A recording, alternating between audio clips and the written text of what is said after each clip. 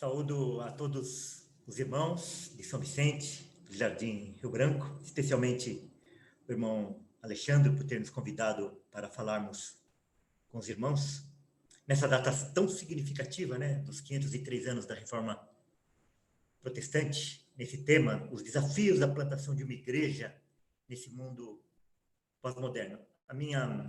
Meu desejo era estar presente aí com os irmãos para nos vermos face a face, mas não foi possível e quem sabe Deus vai preparar um dia para que isso possa ocorrer. Então, dentro desse tema, eu gostaria de ir às Escrituras. As Escrituras é o nosso porto seguro. Essa semana,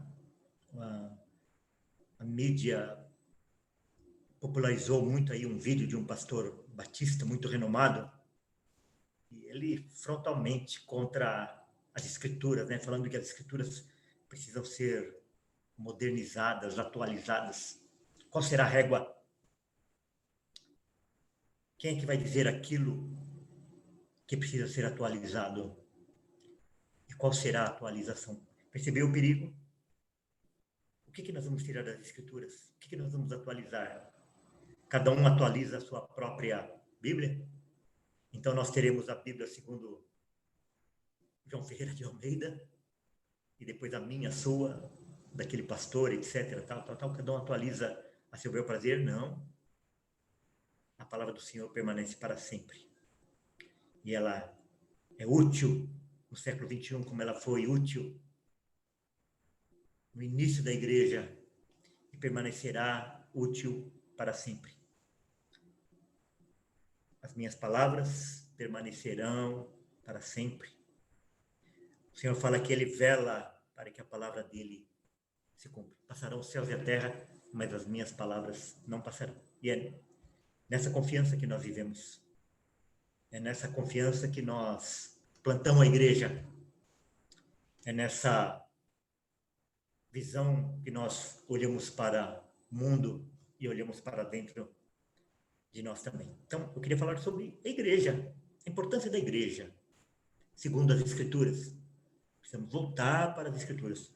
Não importa se é Idade Média, modernidade, pós-modernidade, não importa, irmãos.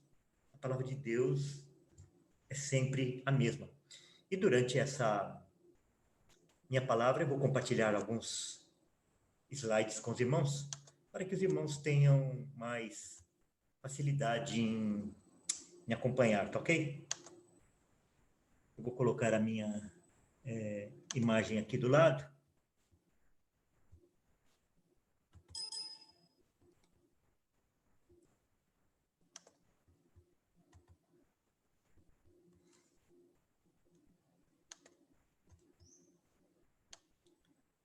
Vamos lá, eu vou falar sobre igreja sim, Cristo não. Esse é um mito que existe, né? Que a pessoa ele pode ser um cristão, ele pode pertencer à igreja de Cristo, sem estar em comunhão com os irmãos. Isso é um mito, e eu quero falar contra esse mito, baseado na palavra de Deus. Muito mais agora, nesse período de pandemia, em que muitas pessoas ficaram em casa, acompanharam os cultos pela internet, acompanharam reuniões pela internet, isso pode trazer uma acomodação. Isso é muito perigoso, porque, como os irmãos vão ver, não existe igreja online, né? Então, é dentro desse tema, e antes de eu iniciar, eu gostaria de orar. Senhor, agora, quando nós vamos meditar na sua palavra, que o Senhor possa abrir os nossos corações, a nossa mente, para que nós possamos receber a sua palavra e ela possa frutificar nas nossas vidas. Obrigado pelos irmãos lá do Jardim Rio Branco, em São Vicente. Que o Senhor possa abençoar essa comunidade nascente, para que ela seja realmente uma luz lá onde ela se encontra, para a glória do seu nome. Em nome de Jesus que nós oramos. Amém. A nossa palavra é baseada em Atos 2, de 36 a 42. Os objetivos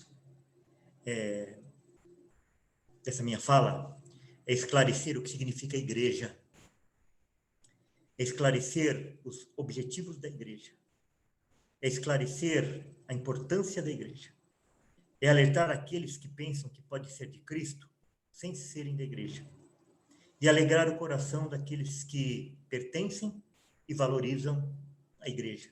Então, esse é o objetivo desta minha fala. Vamos ao texto. Atos 2, 36 em diante.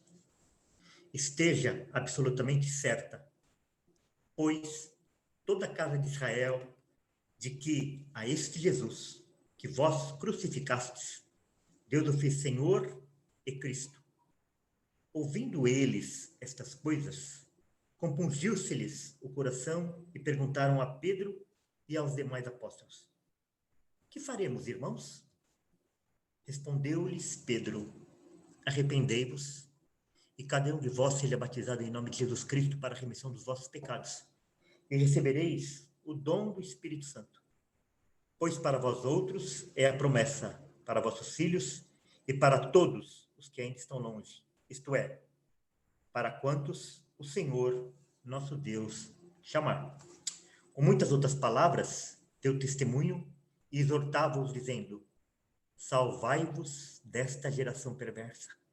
Então, os que lhe aceitaram a palavra foram batizados, havendo um acréscimo naquele dia de quase 3.000 pessoas, e perseveravam na doutrina dos apóstolos, e na comunhão, e no partir do pão, e nas orações. Jesus estava num diálogo com os saduceus a respeito da ressurreição, e ele fez esse alerta aos saduceus: errais, não conhecendo as Escrituras, nem o poder de Deus. Irmãos, nós erramos quando nós não conhecemos as Escrituras, nem o poder de Deus. E sempre quando a igreja cai no erro, ela cai no erro porque ela não conhece as Escrituras e nem o poder de Deus. Em Mateus 16, 18, no diálogo de Jesus com Pedro, que ele pergunta: o que o povo aí diz que eu sou? Um diz que o senhor é Elias, outro que é Moisés, outro que é João Batista. E vós? Quem diz que eu sou? Tu és o Cristo, o Filho do Deus vivo. E daí Jesus responde para Pedro: também eu te digo que tu és Pedro, e sobre esta pedra edificarei a minha igreja, e as portas do inferno não prevalecerão contra ela. Então, quando Jesus fala assim, e sobre esta pedra edificarei a minha igreja, não está falando sobre você, Pedro. Está falando sobre a afirmação de Pedro. A pedra aqui é a afirmação de Pedro. Tu és o Cristo, o Filho do Deus vivo. Então, é em cima de Cristo, o Filho de Deus vivo, que a igreja é edificada. E as portas do inferno não prevalecerão contra ela. Os discípulos poderiam perguntar assim: Senhor, que negócio é esse de igreja? Edificarei a minha igreja. Que é igreja? Não tinha igreja ainda aí. A igreja ainda não tinha sido fundada. A igreja foi fundada depois que a ascensão de Cristo. Então, por isso que ele fala assim: edificarei a minha igreja. A igreja ainda não estava edificada. E por que os discípulos não perguntaram, Pedro não perguntou assim: Senhor, o que é a igreja? É porque era uma palavra conhecida deles. Em Deuteronômio 31:30, e em outros textos do Antigo Testamento, fala desse termo congregação. Então Moisés pronunciou integralmente as palavras deste cântico aos ouvidos de toda a congregação de Israel. Então, essa palavra congregação, no hebraico, né, Gahal, é assembleia, companhia, congregação, convocação. Em Atos 19:82, uns, pois, gritavam de uma forma, outros de outra, porque a assembleia caíra em confusão. E, na sua maior parte, nem sabiam que motivo estavam reunidos. Isso aí foi lá em Atenas, né? Uma confusão que teve lá e tal, e eles se reuniram numa assembleia. E aí a palavra é eclésia. Então, Gahal, no hebraico, e eclésia, no grego, reunião de cidadãos chamado para fora dos seus lares para algum lugar público, assembleia. Então, quando Jesus falou assim, e sobre esta pedra edificarei a minha igreja, ele sabia o que significava aquilo. Não era um termo novo para eles. Então, a palavra igreja vem do grego eclésia, composta por duas palavras. A preposição ek, que significa fora, e o verbo kalein, que quer dizer chamar. Chamar para fora, para a reunião. Então, literalmente aqui, é sair para fora de casa. As pessoas estavam em casa e elas eram chamadas para fora da sua casa para se reunirem. Então, igreja é a reunião de pessoas que saíram de suas casas para se reunirem. E nós temos dois tipos de igreja de Cristo. Nós temos a igreja universal. A igreja universal, ela é composta por todas as pessoas, todos os crentes, de todas as épocas, de todos os lugares e de todos os tempos. É uma igreja invisível. A igreja universal é aquela espiritual, composta pelos crentes de todas as épocas e de todos os lugares. Então, essa é a igreja universal. E a igreja local? A igreja local é aquela composta pelos crentes de determinado local, que se reúnem para o cumprimento de sua tarefa. Então, os irmãos aí, se reunindo aí no Jardim Rio Branco, em São Vicente, os irmãos estão compondo uma igreja local. Os irmãos se reúnem para o cumprimento de sua tarefa como igreja. Atos 2 narra o início da edificação da igreja. Então, como eu disse para vocês, quando Jesus falou sobre esta pedra edificarei a minha igreja, embora a palavra não fosse nova para eles, mas o termo igreja de Cristo, edificarei a minha igreja, isso sim, porque a igreja de Cristo só começa ali em Atos capítulo 2. E esse daí é o marco, né? Depois do discurso de Pedro, né? Esteja absolutamente certa, pois toda a casa de Israel, de que a este Jesus, que vós crucificastes, Deus o fez Senhor e Cristo, né? Então, é nítido aí, né? Que não foram só os romanos, foi a casa de Israel, foram os sacerdotes, foram os escribas, foram os doutores da lei, foi o povo, todos culpados pela crucificação de Cristo. E se nós estivéssemos lá presentes, nós também estaríamos dizendo: solta Barrabás e crucifica Cristo. Ouvindo eles estas coisas, compungiu-se-lhes o coração. Quer dizer, veio uma coisa de fora. O coração deles foram revirados, foram compungidos por alguma coisa interna.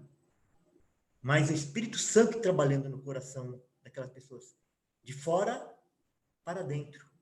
E perguntaram a Pedro e aos demais apóstolos: que faremos, irmãos? Que faremos? Percebe que o apelo não deve ser do pregador. O apelo deve ser daquele que ouve o evangelho. Né? Aquele que ouve o evangelho, ele deve perguntar: o que eu faço? E agora, o que eu faço? Diante dos meus pecados? Diante da minha culpa, não foi isso? Pedro os acusou deles terem crucificado a Jesus. Que Deus o fez Senhor e Cristo. E ele, ouvindo essas palavras, eles ficaram aterrorizados e perguntaram: que faremos, irmãos? Respondeu-lhes Pedro: arrependei-vos e cada um de vós seja batizado em nome de Jesus Cristo para a remissão dos vossos pecados e recebereis o dom do Espírito Santo. O que os pregadores modernos responderiam hoje? Ah, levanta sua mão, repete essa oração, não é isso? O que Pedro fala? Arrependei-vos. Arrependei-vos. Quando Jonas é convocado para o Senhor para ir para Nínive, né? Qual que é a mensagem que ele levou? Arrependei-vos. Qual a mensagem de João Batista? Arrependei-vos. Qual é a mensagem de Jesus? Arrependei-vos. Qual deve ser a nossa mensagem? Arrependei-vos. Chamando o povo ao arrependimento. Chamando o povo ao arrependimento. Arrependimento de pecados. Pois para vós outros é a promessa para vossos filhos, para todos os que ainda estão longe. Para todos? Então nós precisamos tomar muito cuidado quando essa palavra aparece nas Escrituras. Pois para vós outros é essa promessa para vossos filhos e para todos os que ainda estão longe. Todos os que ainda estão longe? Ele explica. Isto é, quem são esses todos? Para quantos o Senhor, nosso Deus, chamar. Todos os que o Senhor, nosso Deus, chamar. Essa promessa não é para todos os homens, indistintamente, mas para todos aqueles a quem o Senhor Deus chamar. Então, em geral, essa palavra todos aparece nas Escrituras, são todos de um grupo determinado. Todos os eleitos, todos aqueles que Jesus Cristo substituiu na cruz do Calvário. Então, nós precisamos tomar muito cuidado com essa palavra todos. Então, toda vez que nós vemos essa palavra nas Escrituras, nós devemos perguntar assim, todos quem? Assim como nós perguntamos, né? Quando a gente chega em casa e a gente pergunta assim para nossa esposa, tá todo mundo aí? Ela nunca vai imaginar que nós estamos falando nos 7 bilhões de pessoas do mundo. Ela sabe que são todos da nossa casa, todos de um grupo. Com muitas outras palavras, deu testemunho e exortava-os, dizendo, salvai-vos desta geração perversa. Salvai-vos desta geração perversa. Desta geração pós-moderna. Ele está falando assim, nós não devemos nos adequar a esta geração. Nós não devemos adequar as escrituras a esta geração. Nós não devemos adequar a igreja a esta geração. Mas nós devemos nos salvar, quer dizer, fugir. Não nos adequarmos a ela. Não nos conformarmos a ela, mas sermos renovados pela palavra de Deus. Então, os que lhe aceitaram a palavra foram batizados, havendo um acréscimo naquele dia de quase 3.000 pessoas. Então, esse foi o início da igreja. Pedro prega o evangelho, chama eles ao arrependimento, e ele fala assim, o que nós fazemos diante disso? Se arrependam e se batizem. E foram acrescentados quase 3.000 pessoas. E perseveravam na doutrina dos apóstolos, na comunhão, no partir do pão e nas orações. A perseverança na doutrina dos apóstolos. Não é uma coisa que começa hoje e abandona amanhã. A perseverança na comunhão, a perseverança no partir do pão e a perseverança nas orações. A igreja local é composta por pessoas que, segundo esse texto que nós acabamos de ler, ouviram a palavra de Deus, ouviram a doutrina dos apóstolos, não filosofia, não sociologia, não coaching, não stand-up, mas ouviram a palavra de Deus. Por isso que a igreja reformada, ela é marcada pela exposição da palavra de Deus, pela pregação bíblica, pela pregação expositiva. Essa é uma marca da igreja, especialmente da igreja reformada. Ouviram a palavra, receberam a palavra, ouvem e recebem. Naquele dia, 3.000 pessoas receberam a palavra. Foram batizados. A ordenança, o batismo, então, é um sinal de que a pessoa ouviu a palavra e recebeu a palavra. Agora, como que a pessoa pode dizer que ela ouviu a palavra, recebeu a palavra e não quer se batizar? Então, o batismo é uma ordenança e ela deve ser obedecida por aqueles que ouvem a palavra e recebem a palavra de Deus. Perseveram na palavra. Então, a igreja é composta por pessoas que perseveram. Aqueles que iniciam na palavra, mas abandonam a palavra, eles devem ser afastados da igreja. Né? Então, a igreja é composta de pessoas que perseveram na palavra, que permanecem na comunhão com os irmãos. Não é aquela pessoa que aparece uma vez, de vez em quando, na igreja, que não tem comunhão com os irmãos, ninguém sabe onde ele mora, no que ele faz, etc. Não. A igreja local é composta por pessoas que permanecem na comunhão. Participam do partir do pão, participam da ceia, participam das necessidades da igreja, etc. Muito mais do que comer junto, está aí, né? O partir do pão é participar da ceia do Senhor, mas participar de tudo aquilo que envolve a vida da igreja no relacionamento com os irmãos. E a perseverança na oração. Orando uns pelos outros. Orando pela igreja, orando pelo país. Orando pelos missionários. Orando pela igreja perseguida. Orando pelos enfermos. Para aqueles que sofrem. Oração de louvor a Deus. Porque muitas vezes a gente pensa que oração é só petição, petição, petição. Não. A oração deve ser de graça. De reconhecimento por quem Deus é e por tudo aquilo que Ele faz. Ações de graças, orações de ações de graça. 3 fatores presentes na igreja do Novo Testamento. A pregação do Evangelho. Então, isso deve ser um objetivo da igreja. A pregação do Evangelho. E depois, fazer discípulos de todas as nações. Batizando-os em nome do Pai, do Filho e do Espírito Santo. A celebração das ordenanças. O batismo e a ceia do Senhor. E a koinonia, a comunhão dos irmãos. Então, esses 3 fatores, eles eram presentes na igreja do Novo Testamento e deve ser um desafio para nós e para os irmãos que estão começando aí a igreja aí no Jardim Rio Branco. A palavra igreja, eclésia, aparece 114 vezes no Novo Testamento. Sendo que, em 95 vezes, é bastante claro que a ideia é de uma assembleia local, de uma igreja local. Então, das 114 vezes, basicamente 90% das vezes que aparece, não está se falando da igreja universal ou de um outro tipo de eclésia, mas está falando da igreja local. Não existe igreja como fica em casa.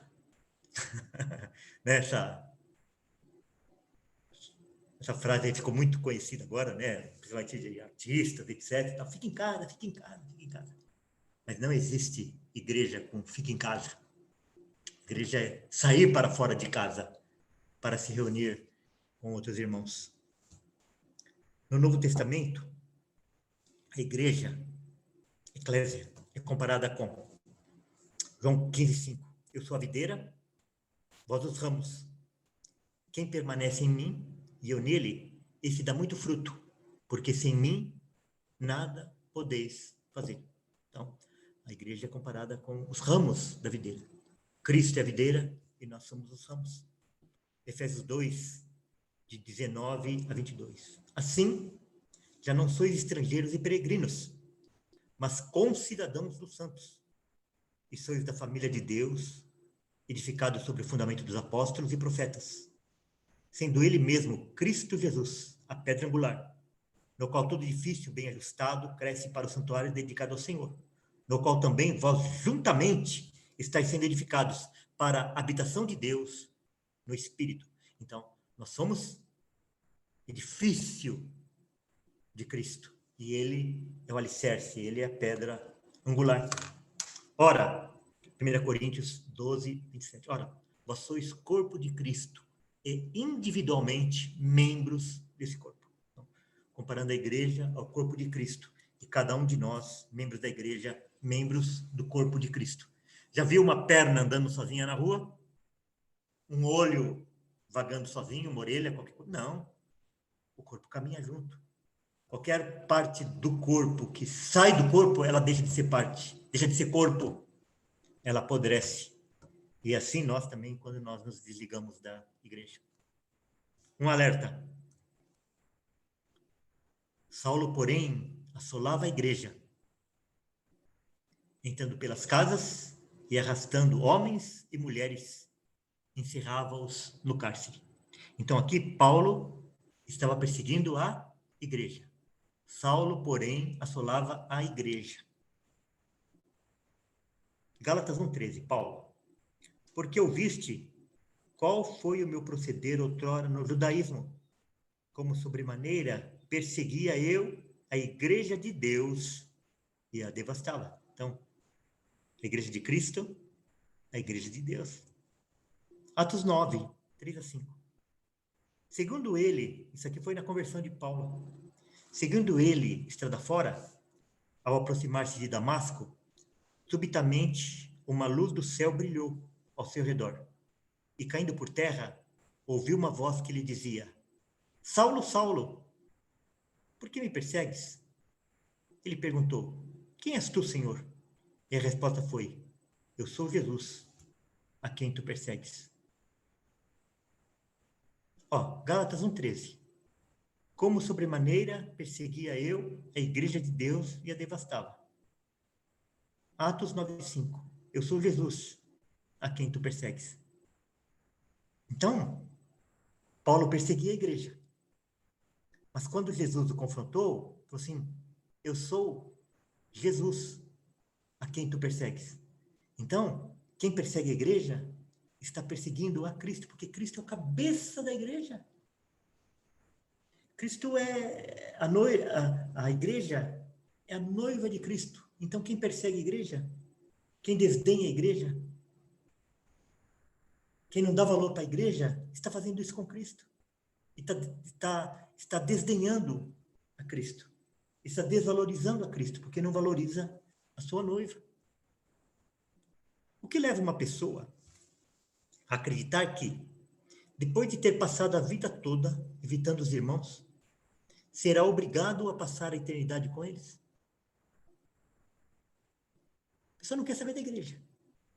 A pessoa não quer saber dos irmãos. O que nos leva a achar que essa pessoa vai passar a vida inteira com eles? Então, as pessoas devem dizer: não, Cristo sim. Igreja não. Como? Se Saulo perseguia a igreja e quando Cristo encontrou com ele, ele falou assim: eu sou Jesus a quem tu persegues. Então, quando nós abandonamos a igreja, quando nós não valorizamos a igreja, nós estamos abandonando a Cristo. Nós estamos desvalorizando a Cristo. 1 João 2,19. Eles saíram do nosso meio. Entretanto, não eram dos nossos. Porque se tivessem sido dos nossos, teriam permanecido conosco. Todavia, eles se foram para que ficasse manifesto que nenhum deles é dos nossos. Por quê? Porque uma das marcas das pessoas que pertencem à igreja, pertencem a Cristo, é que eles perseveram na comunhão, perseveram na doutrina, perseveram no partir do pão, perseveram na coinonia. Eles se foram para que ficasse manifesto que nenhum deles é dos nossos. É na igreja local que somos edificados, na comunhão dos irmãos, nas reuniões, no conviver junto. É na igreja que somos admoestados, que somos confrontados, que somos corrigidos pela palavra e pelos irmãos. Somos encorajados a permanecermos na fé. Somos encorajados a olharmos para Cristo. É na igreja que nós recebemos o alimento espiritual através da palavra de Deus e do testemunho dos irmãos. É na igreja que nós recebemos conforto na hora da desilusão, quando nós passamos pelo vale da sombra da morte.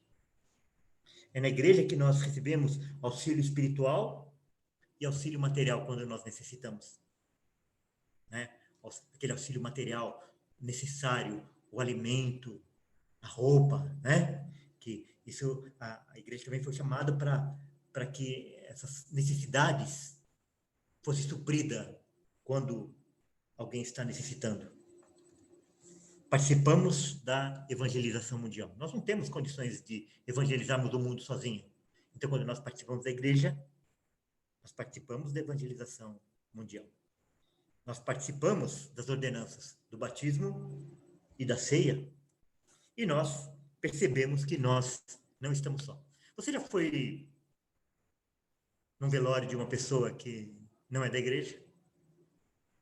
Eu já fui em velório que tinha meia dúzia de pessoas. Pessoa que não pertence à igreja, ele vive isolado. Nas horas que ele mais precisa, ele não tem ninguém. E quando nós pertencemos à igreja, até no nosso velório, se percebe que nós não estamos sós. Um alerta aqui para os irmãos. Não é o pregador da internet que vai estar presente no seu dia a dia. Então, os pregadores da internet são uma bênção. Nós podemos aprender até com aqueles pregadores antigos, como Lutero, Spurgeon, que tem muitas pessoas pegando o sermão deles e colocando na internet. Então, é muito bom, nós aprendemos muito. Mas nós precisamos valorizar os obreiros locais, porque são esses que estão no nosso dia a dia. É esses que nos aconselham, é esses que nos acompanham. É esse que nós sabemos onde mora, a maioria deles, né? Que sabe onde a gente mora. E que nós podemos socorrer quando nós precisamos. Caminhando para o final, eu queria compartilhar com vocês uma fábula e também um vídeo.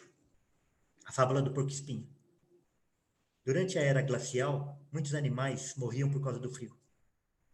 Os porcos-espinhos, percebendo a situação, resolveram se juntar em grupos. Assim, se agasalhavam e se protegiam mutuamente. Mas os espinhos de cada um faziam os companheiros mais próximos justamente os que ofereciam mais calor. Mas os espinhos de cada um feriam os companheiros mais próximos, justamente os que ofereciam mais calor. Por isso, decidiram se afastar um dos outros e começaram de novo a morrer congelados. Então precisaram fazer uma escolha. Ou desapareceriam da terra, ou aceitavam os espinhos dos companheiros. Com sabedoria, decidiram voltar a ficar juntos e aprenderam a conviver com as pequenas feridas que a relação com o outro muito próximo podia causar, já que o mais importante era seu calor, e assim sobreviveram. E assim na igreja. Então, quando nós convivemos, nós seremos feridos. Nós somos sempre feridos, irmãos, pelas pessoas mais próximas. As pessoas distantes não têm capacidade de nos ferir.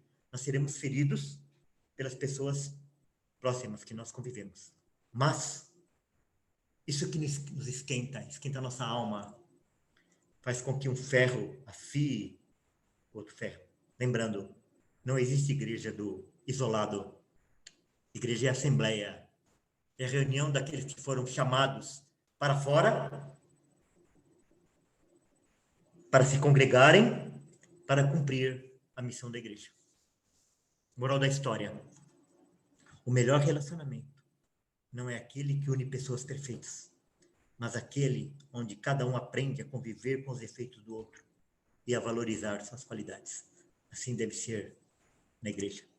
Eu gostaria de encerrar mostrando para os irmãos esse vídeo.